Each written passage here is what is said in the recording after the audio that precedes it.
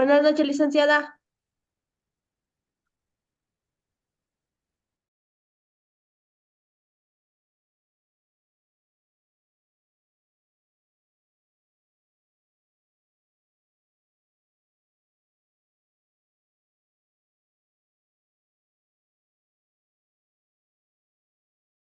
¿Qué le dijiste?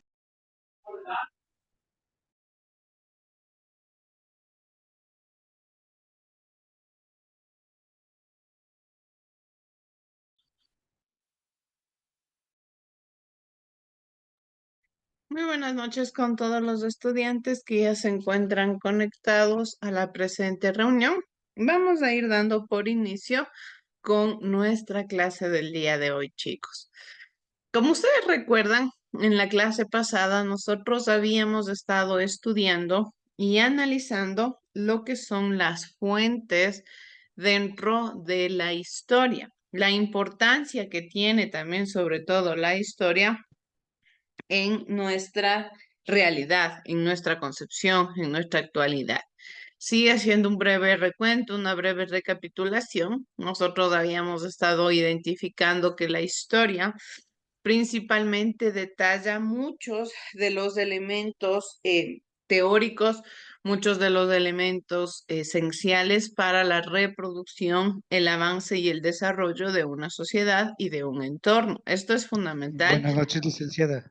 Bueno, buenas noches. Y de suma importancia para, lógicamente, la evolución, para, lógicamente, la concepción que nosotros tenemos de la realidad. De acuerdo a todo el proceso que nosotros hemos venido identificando, todo el concepto que tenemos sobre historia, es importante que recordemos breves terminologías que nos decían que el pasado que estudia el historiador, perdón, no es un pasado muerto, sino un pasado que en cierto modo vive aún en el presente. La historia es fundamental comprender que no tiene fin. La historia va a ser infinita. En todos y cada uno de los espacios de nuestro entorno y de nuestro contexto, debemos comprender que la historia se va desarrollando. Nosotros en algún momento seremos parte de la historia de otra generación. Quizás hechos relevantes e importantes que han suscitado en nuestra actualidad, lógicamente se conforman como parte de la historia y del contexto de una situación posterior. Todo tiene una causa y todo tiene un efecto, ¿sí? Por aquí me levanto. Cualquier cosa, chicos, que me quieran preguntar, prenden nomás su micrófono, ¿sí? Porque por aquí alguien me levantó la manito. Bien, cualquier cosa que necesiten preguntarme, con gusto, chicos, me lo preguntan nomás, no hay ningún inconveniente. Bien, entonces, como les iba mencionando, nos menciona que es fundamental estudiar el pasado para ir comprendiendo los sucesos y los hechos que están dentro de nuestra contextualización, que están dentro de nuestro entorno, dentro de nuestra realidad. De igual manera, nos decía que la historia es aquella disciplina que narra cronológicamente los acontecimientos pasados, ¿sí? Estos acontecimientos que han sido parte de la historia de alguien más. Estos acontecimientos que se han caracterizado por ser parte del contexto de la realización del esclarecimiento de un entorno pasado. En este sentido, aquí ocupamos una palabra importante que nos dice cronológicamente. Sí, al hablar cronológicamente, se refiere a que debemos ir estudiando a la historia correctamente por tiempos, en orden. No podemos estudiar lo que pasó en el 2020 y después estudiar lo que pasó en 1980. Todo debe tener un orden, todo debe tener una armonía, todo debe tener una sincronía, un camino a seguir. Entonces, es así como nosotros prácticamente comprendemos este entorno y esta realidad. De igual manera, nos dice, recordando como ustedes saben las personas que estaban en la clase pasada, que la historia es un conjunto de los sucesos o hechos políticos, sociales, económicos, culturales de un pueblo o a su vez de una nación. ¿sí? Es el conjunto de estos elementos. Es la característica de todo lo que engloba, de todo lo que rodea a la naturaleza, de todo lo que rodea a la sociedad. La sociedad es producto de la evolución, la sociedad es producto del avance, ¿sí? Por naturaleza, el ser humano está en constante progreso. El ser humano está en constante reproducción, entendiendo su naturaleza, su entorno. Sí, recordando, por ejemplo, a los primeros pobladores, lo que nosotros identificamos de ellos es que principalmente lo que hacen es ir entendiendo su espacio de acuerdo al descubrimiento, también de acuerdo a los errores. Por eso es que nosotros mencionamos que es fundamental estudiar a la historia para no repetir errores del pasado. Sí, para no repetir estos hechos que han caracterizado quizás efectos negativos en el pasado. Si antes existía discriminación, pues en la actualidad lo que se busca es menorar. Ojalá en algún punto de la historia se logre erradicar la discriminación, pero estamos en un proceso de ello. Si antes existía una máxima explotación laboral, quizás en la actualidad todavía lo sigue existiendo, pero ya no en un grado tan elevado como lo era en la antigüedad. Si antes solo las personas poderosas tenían derechos, pues ahora sabemos que ya todos y cada uno de los pobladores del contexto, de la realidad y del entorno, tenemos derechos. ¿Sí? Los derechos son parte ya lógicamente de la trascendencia histórica de un contexto, de una realidad y de un entorno. Es así entonces que nosotros llegamos a la conclusión de la importancia que tiene la historia dentro de la realidad, de la importancia que tiene la historia dentro del desarrollo, del progreso, del avance de las sociedades, de las masas, de la evolución. Yo siempre les menciono y digo, sé que en muchas de las ocasiones la historia suele tornarse un poco aburrida, ¿ya? Hay temáticas que son bastante complicadas, más allá de complicadas de entender, bastante aburridas, tienen hechos que quizás nos llaman la atención. Pero todo esto depende quizás de la concepción que tengan las personas. Hay personas a las que les llama la atención ciertos temas, hay otras personas a las que no les llama la atención ciertos temas, pero lógicamente por naturaleza nosotros tenemos un conocimiento de que la historia es aburrida, sí, de que la historia nos causa cierto grado de retroceso, cierto grado de no querer ni siquiera estudiarla, porque digo, bueno, a final de cuentas, ¿de qué me va a servir? ¿Sí? Esa es la concepción que nosotros tenemos. ¿De qué me va a servir la historia? ¿De qué me va a servir en qué año se descubrió América? ¿De qué me va a servir cuando fue la Segunda Guerra Mundial?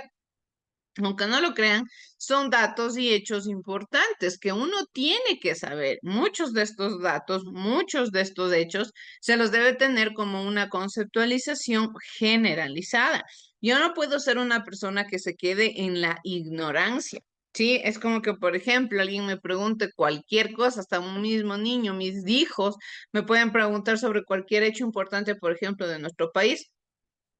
Y yo si no sé qué es lo que le voy a contestar, ¿sí? Por ello es importante salir de la ignorancia, avanzar en el conocimiento, darle la importancia que se merece a la historia. Por naturaleza, los seres humanos dentro del área de la academia le damos más importancia a lo que se nos hace más difícil, ¿sí? En este caso, quizás yo entiendo que no las asignaturas como matemática, química, física, como son más teóricas quizás, más prácticas, perdón, se vuelven un poco más complicadas de entender y ahí es donde quizás pongo más atención, pero a veces quizás dirán, ah, tengo historia, no importa, ya, que pase ahí la materia y no tiene mayor interés. Pero ya depende de cada uno, lógicamente, el darle ese grado de importancia tanto a la asignatura como también a los hechos y los sucesos relevantes que habitan dentro de la estructura, que habitan dentro del entorno, que se desarrolla dentro del espacio con el cual nosotros vamos a ir trabajando y con el cual nosotros tenemos un contacto directo, ¿sí? Es así que nosotros decimos la fundamentación y la importancia que tienen las fuentes dentro de la historia, es decir, lo que a mí me permite obtener la información, de lo cual yo principalmente voy a obtener, lógicamente, cierto grado de conocimiento. Las fuentes en el área académica son inmensas, ¿Sí?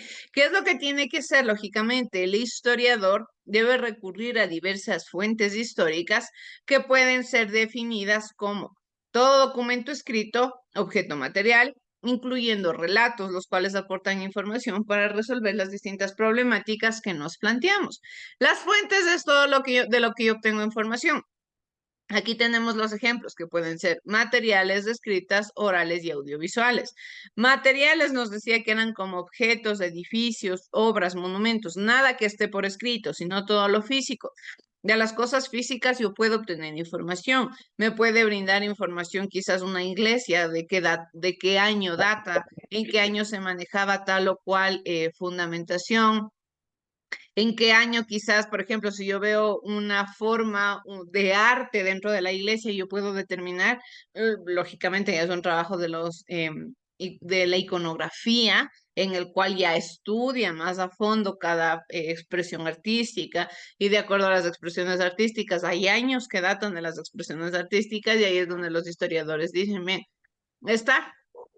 este tipo de arte más o menos me data a mí quizás de un año, no sé, 1800, 1900, y todo eso depende del conocimiento y del avance que van teniendo los historiadores. ¿Por qué? Porque ya tienen una concepción, porque ya tienen un acercamiento a la realidad, porque ya saben más o menos de lo que están hablando. Por otro lado, tenemos lo que son las fuentes escritas, sí, que se caracterizan por ser cartas, leyes, periódicos, testamentos y novelas. Todo lo que está por escrito, todo lo que a mí me brinda información de una forma más de lectura. Y las orales y audiovisuales que se caracterizan por ser narraciones, comentarios, entrevistas, fiestas populares, ritos, película, la música, fotografías, todo lo que entra por la vista, todo lo que entra por el oído, ¿sí? De ahí es de donde yo obtengo ese tipo de fuentes y lógicamente le doy el grado de importancia. Principalmente nos dice que el trabajo de las fuentes es complejo y requiere de mucha rigurosidad. ¿Qué queremos hacer aquí? Debemos corroborar si la fuente es verdadera, tomar en cuenta su autor, la intención, como así también el contexto histórico en el cual se desarrolla el sujeto. ¿Sí? A eso se refiere la fuente histórica. A eso se refiere directamente el lugar del cual yo obtengo información, el lugar del cual yo voy a desarrollar quizás el conocimiento práctico, el conocimiento más a fondo. Aquí tenemos dos grandes subdivisiones que son las fuentes primarias. ¿Cuáles son estas fuentes primarias? Se les designa como fuente primaria a aquel testimonio del pasado que se caracteriza por ser de primera mano. ¿Sí? ¿Qué quiere decir de primera mano? Que lógicamente, Los hechos. que primeramente nosotros identificamos que no tiene nada que ver con el contexto actual, sino que es una información que data del principal suceso, del principal hecho. Es decir, que no ha pasado por ningún filtro que nadie ha leído y me cuenta. No, yo le estoy viendo con mis propios ojos. Es decir, que es contemporáneo de los hechos a los que se refiere. Sí, es de la misma temporalidad, es del mismo tiempo de los hechos. Por ejemplo, si yo digo que en el año 2019 apareció el COVID, ya apareció el famoso COVID, esta enfermedad que llegó al contexto mundial. Y yo tengo una noticia que me habla sobre una noticia del año 2019. Lógicamente, entiendo que es una fuente primaria. ¿Por qué? Porque está relatando un hecho que está siendo contemporáneo al suceso.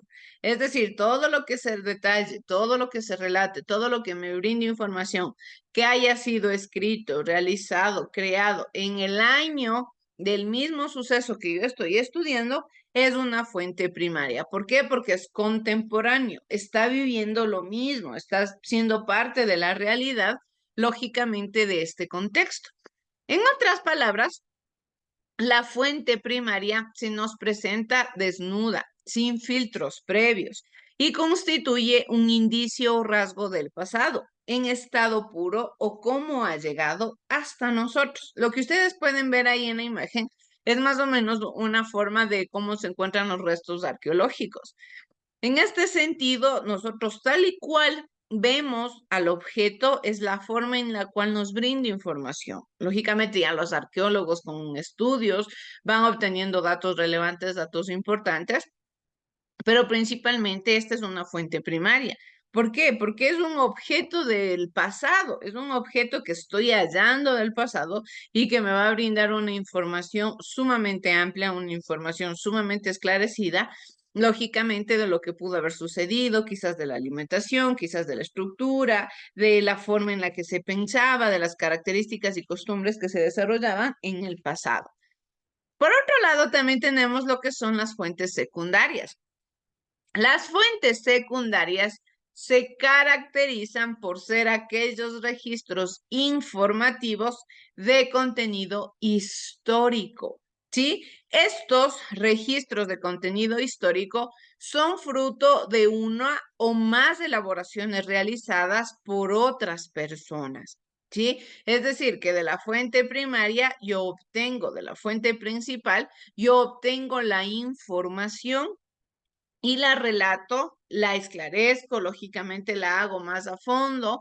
¿Para qué? Para ya dar una síntesis, dar ya un conocimiento. Pero de lo que yo entendí, de la información que yo obtuve, estoy dando un comentario. A esto ya se le conoce como fuente secundaria. ¿Por qué? Porque ya es una forma de adaptación de la realidad. Podríamos decir que la fuente secundaria nos llega mediatizada por una o varias personas que elaboran una evocación o a su vez una reconstrucción del pasado. Esto a partir de los testimonios o a su vez de otros relatos importantes dentro del contexto. En este sentido, generalmente nosotros conocemos lo que son tanto fuentes primarias como fuentes secundarias. Para ello, aquí nosotros tenemos dos ejemplificaciones que quiero que identifiquemos y tomemos mucha atención, ¿sí? Y vamos a contestar a estas dos preguntas. Tenemos la primera fuente. La primera fuente nos dice, vamos a leer, señora doña Carmela C. de Prat, Valparaíso. Mi adorada Carmela, me apresuro a escribirte antes de llegar a Lota, a donde estaremos a las 4 de la tarde más o menos, para no tener dificultades que me impidan hacerlo allí. Sobre el viaje, poco tengo que decirte, pues apenas principia. Tenemos tiempo bueno, el buque muy cómodo, la comida muy regular, aunque poco chilena en el sazón. Pocos pasajeros y de ellos solo 3 chilenos. 2 de la Lyon, que va a Lota a esperar a su hermana, que llega o viene de Europa, y una señora Isa Mortegui, que va a Punta Arenas a reunirse con su marido. Se marea horriblemente. Aquí hay una parte ilegible, habré salido, probablemente como pasajero para Punta Arenas.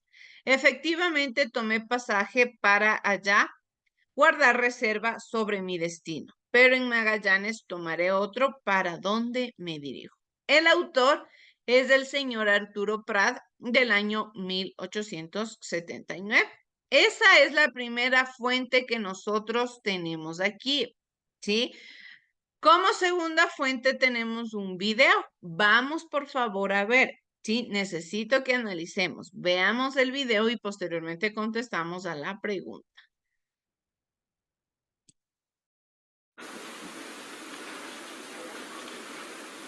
Siempre hice lo que creí mejor para el país.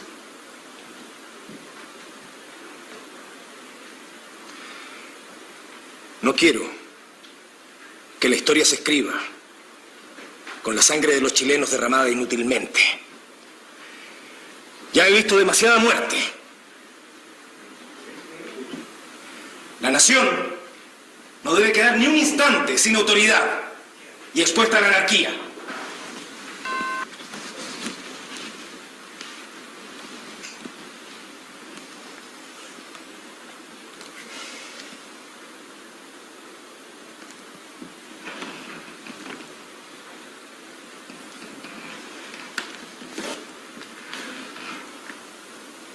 Ahora soy un ciudadano más.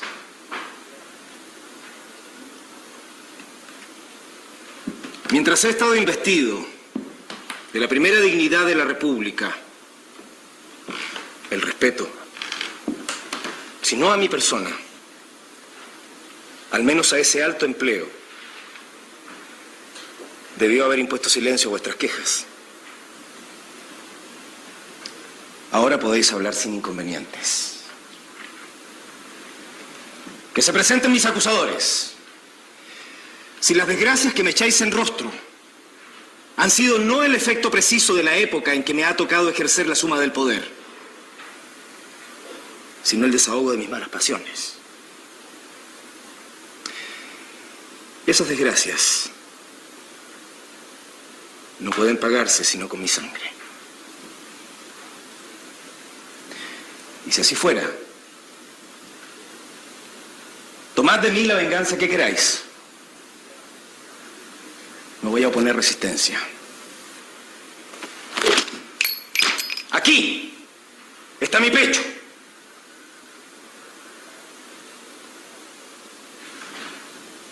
No tenemos nada contra el general O'Higgins.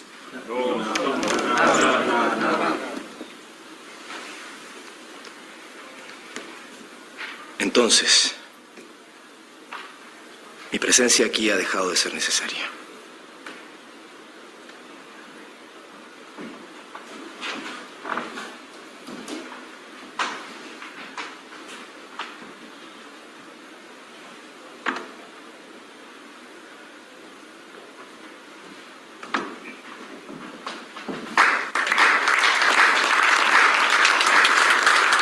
Este gesto lo ennoblece, O'Higgins.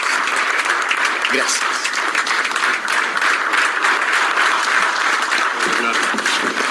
Con este gesto usted termina de fundar Chile. La historia lo recordará como el padre de la patria.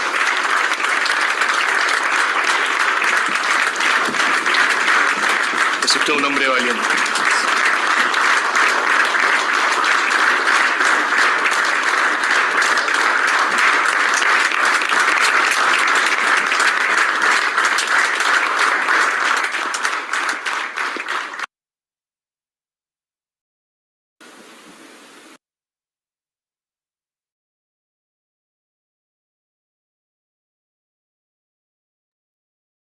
Bien, chicos, entonces, de acuerdo a ello, voy a hacerles la pregunta.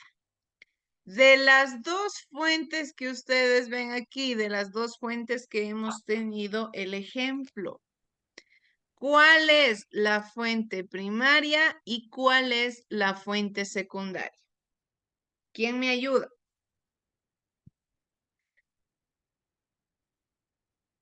Quiero ir viendo, a ver, por aquí. Tenemos... Compañera Belén, ¿está por ahí? ¿Puede ayudarme? Belén Lema. Sí, listen. Bien, Dígame. para usted, de acuerdo a las ejemplificaciones que hemos venido haciendo, ¿cuál es la fuente primaria y cuál es la fuente secundaria? A ver. La primera es una carta y la segunda es un video. ¿Cuál será la fuente primaria? La carta, ¿será? Correcto. Muchas gracias, compañera Belén. La carta es una fuente primaria. ¿Por qué le consideramos nosotros una fuente primaria? Porque lógicamente me dice, el autor es el señor Arturo Prat, es del año 1879. ¿Qué me está relatando en la carta? Me está contando cómo le está yendo su viaje. Lógicamente no a nosotros, sino a la señora Carmela, que es a quien le envía la carta. Le está contando cómo es su viaje, cómo está haciendo su travesía, todas las anécdotas que está teniendo, le está contando. ¿A qué se refiere esto? A que lógicamente es una documentación que yo obtengo, pero que está siendo narrada, que está siendo relatada en la época. Me está contando cosas que están sucediendo dentro de su contexto, dentro de su época. ¿Qué sucede en el ejemplo número 2? Es un video. ¿A qué se refiere? Netamente es una adaptación ¿sí? Sobre un héroe, prácticamente la adaptación es realizada en el año 2009, pero habla de un hecho relevante del pasado, habla de un hecho importante de lo sucedido hace tiempo atrás, hace muchos años atrás. Entonces sería una fuente secundaria. ¿Por qué? Porque principalmente lo que está haciendo es darme información, pero ya una información quizás ya adaptada a la realidad de ahora, con palabras quizás de ahora. Vamos a comprenderle desde este contexto, desde este sentido, las palabras, ¿sí? Cuando nosotros conocemos una fuente primaria, generalmente se nos explica con las palabras reales, con lo que es. Ya cuando nosotros vemos una fuente secundaria, a veces ya se usa palabras más técnicas, palabras quizás más esclarecidas, palabras más adaptadas a nuestro contexto para que nosotros podamos entender. Pero, por ejemplo, no ven en la carta, le dice que va con una señora tal, que se está mareando horriblemente, que se va a ir donde su hijo, que ojalá salgan temprano. Se habla de una forma más coloquial. ¿Por qué? Porque está siendo real. Es un contexto real, no es una fuente la cual está siendo preparada para ser expuesta al mundo entero, ¿no? Sino es un relato que se está detallando. Eso es fundamental que comprendamos, especialmente cuando nosotros vayamos a estudiar a la historia. ¿Por qué? Porque lógicamente identificamos los tipos de fuentes que se tienen dentro del entorno, dentro de la realidad, dentro del contexto, ¿sí? Es así que también nosotros debemos comprender cómo es que trabajan los historiadores. Nos dice que está basado en el método histórico, el que posee reglas y pasos determinados que el historiador lógicamente debe seguir, sí, para nosotros poder desarrollar adecuadamente un contexto, para nosotros poder desarrollar adecuadamente un desarrollo o un conocimiento, o a su vez poder obtener un conocimiento. Este conocimiento debe haber seguido un proceso, que este proceso es el que lo desarrollan los famosos historiadores, ¿sí? Quienes de una o de otra manera, son los que nos detallan, son los que nos dan a conocer los elementos teóricos de nuestra actualidad. Si yo sé por cuándo se descubrió América, qué sucedió, si es que yo sé qué pasó en la Segunda Guerra Mundial, todos estos hechos que nosotros históricamente estudiamos, lógicamente tuvieron que haber pasado por un proceso, ¿sí? ¿Y cuál es este proceso? Vamos a ir viendo. El principal elemento de este proceso es el planteamiento de un problema. El planteamiento de un problema se refiere a que, bien, yo como historiador voy a identificar qué es lo que quiero investigar, ¿sí? ¿Cuál es la problemática? Quizás quiero investigar por qué en la actualidad existe tanta interculturalidad en el Ecuador. Ya, quiero investigar qué tengo que hacer. Ese es mi problema principal, ese es el planteamiento del problema. Lógicamente es el punto de partida de todo, en el sentido en el que yo identifico qué es lo que quiero conseguir, qué es lo que quiero desarrollar, a dónde quiero llegar, cómo me voy a promover, qué es lo que voy a hacer. Sí, eso fundamentalmente es lo que yo quiero como tal entender como planteamiento de un problema.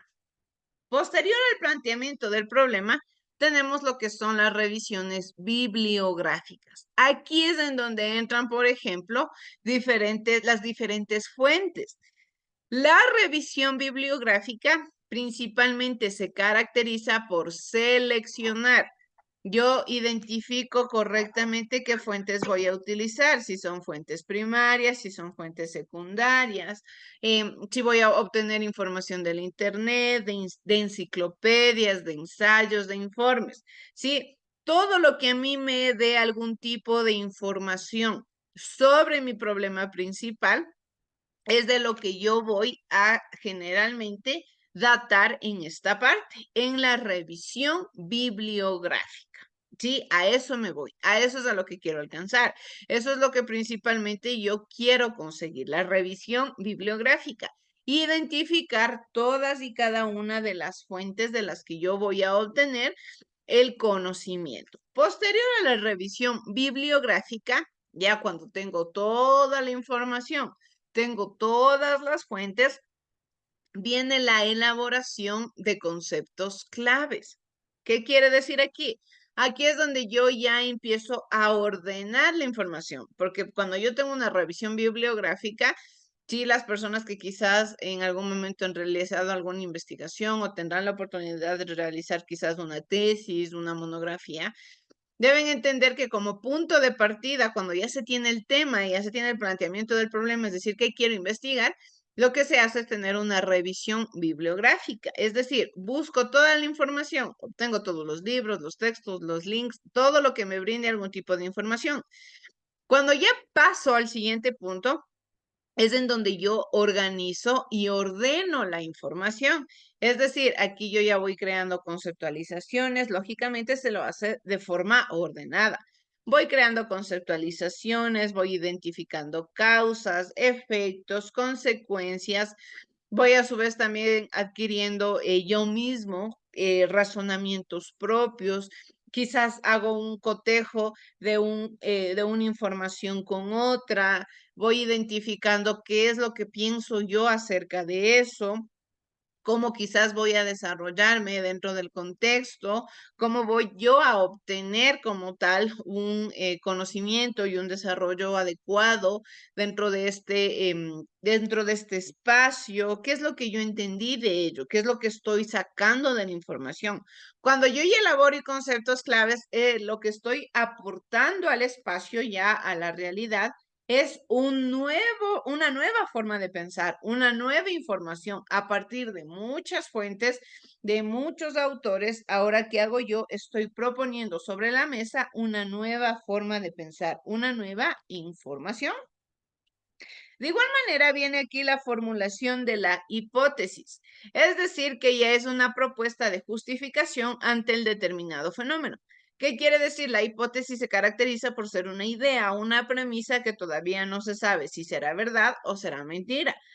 La respuesta a esta hipótesis, lógicamente, yo la obtendré al finalizar mi investigación. ¿Sí? Al culminar mi investigación es en donde yo podré determinar adecuadamente cuál es la verdad a la hipótesis o a la premisa que se ha planteado. Pero lógicamente, a ello es a donde yo quiero alcanzar. Cuando yo me formulo el problema, también posterior a ello formulo la hipótesis, es decir, como tal una pregunta.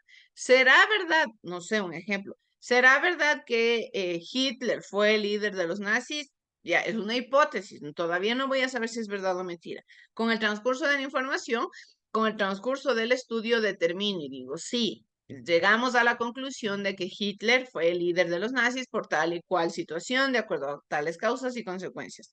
Algo que nosotros también debemos determinar es que dentro de la historia debemos seguir un camino correcto y recto. ¿Por qué? Porque debido a que la historia es tan infinita, la historia es tan grande, constantemente nos vamos a encontrar con otras temáticas. Quizás estudiando a Hitler, yo encontré una forma de visión de la ilustración, ya un ejemplo.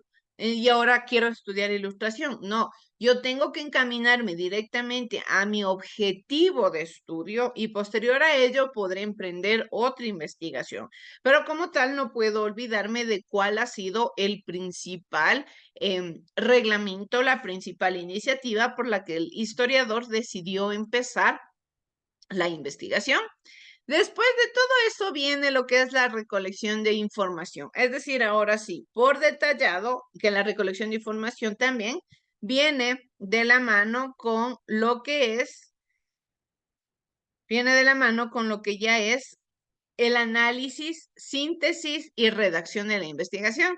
Es decir, de todo lo que yo investigue, ahora sí, creo ya un documento por escrito, ahora sí, o a su vez no tiene que ser necesariamente escrito, puede ser oral, audiovisual, como sea. Ahora sí, detallo todo lo que yo investigué, todo lo que yo entendí, porque ya dentro de este nuevo documento, dentro de esta nueva información que sale a la academia, ya está inmiscuido mi punto de vista. No solamente voy a decir, Juanito Pérez dice esto y Pepito dice esto, y eso es lo que yo propongo. No, yo digo, si Juanito dice esto y Pepito dice esto, de acuerdo a un análisis del contexto, se cree y se estima que lo que pudo haber sucedido es tal situación.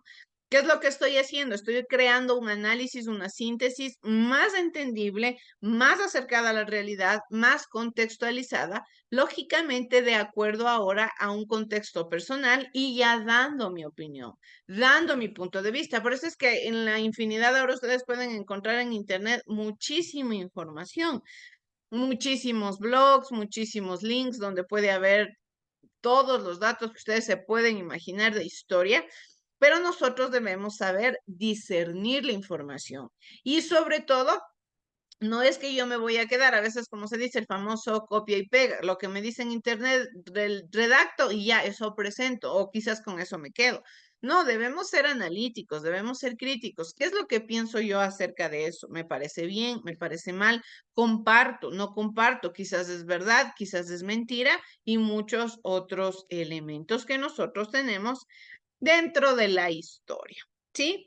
Ya para ir culminando con nuestra clase del día de hoy, quiero que por favor veamos, chicos, el siguiente video para un poquito motivarnos. Sí, es un video motivacional ya ajeno a la asignatura, para motivarnos y que ya, lógicamente, vayamos empezando con pie derecho nuestra semana.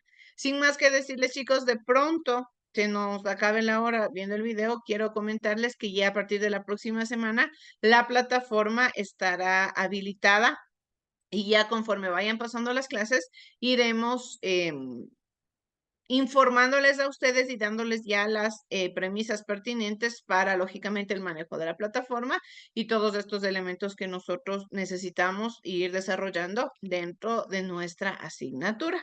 Así es que vamos a ver, chicos, por favor, el video.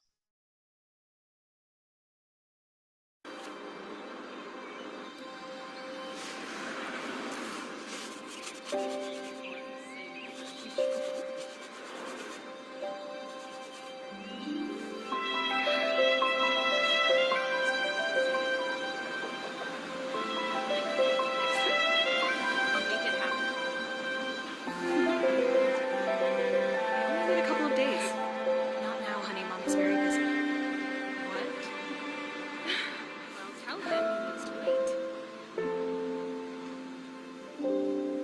We can set up the meeting at my office.